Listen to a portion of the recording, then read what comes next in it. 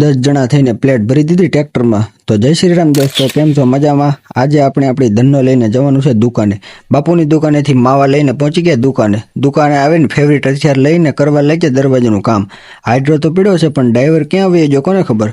છા પાણી માવો ખાઈને પાછા લાગી ગયા દરવાજાનું કામ કરવા. ભાણુભાઈ અને સંજયભાઈ કોલમમાં ફૂલ મારે છે અને વિપુલભાઈ કરવા લાગ્યા પાટાનું કટિંગ કામ. માવો ખાઈને કાપવાની હતી આપણે પ્લેટ, તો પ્લેટ કાપીને બધા થઈ પ્લેટ ભરી દીધી ટ્રેક્ટરમાં. આપણે તો પાછા લાગી ગયા આપણું જૂનું અને જાણીતું કામ કરવા, દરવાજો બનાવવા.